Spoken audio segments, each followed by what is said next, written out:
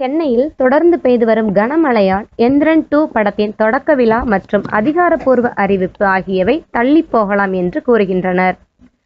2010ஆம் ஆண்டு வெளிவந்து தென்னிந்திய திரையுலகை திரும்பி பார்க்க வைத்த எந்திரன் படத்தின் 2வது பாகத்தை எடுக்க இயக்குனர் சங்கர் ஆர்வம் காட்டிக் கொண்டிருக்கிறார்.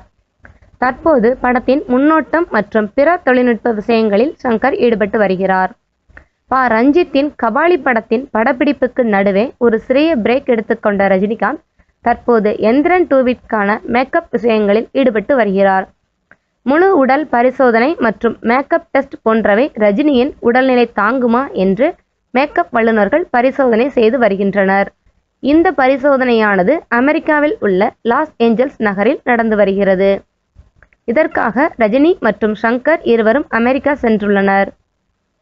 டிசம்பர் மாதம் 12ஆம் தேதி ரஜினி தனது 65வது பிறந்த நாளில் அடியெடுத்து வைக்கிறார். அவரது பிறந்த நாளில் ரசிகர்களுக்கு விருந்து தர வேண்டி எந்திரன் 2வின் அறிவிப்பை வெளியிட சங்கர் எண்ணியிருந்தார். இந்நிலையில் சென்னையின் கடுமையான மழை காரணமாக இந்த அறிவிப்பு தள்ளி போகலாம் என்று கூறுகின்றனர்.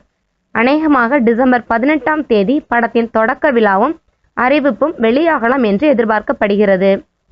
சுமார் 250 முதல் 300 கோடி வரை உருவாகவிருக்கும் இப்படம் இந்தியாவின் மிக அதிக பொருட்செலவில் தயாரிக்கப்படவிருப்பது குறிப்பிடத்தக்கது. இப்படம் பற்றிய அதிகாரப்பூர்வ அறிவிப்பிற்காக ஒட்டுமொத்த திரையுலகமும் ஆர்வமுடன் காத்துக் கொண்டிருக்கிறது.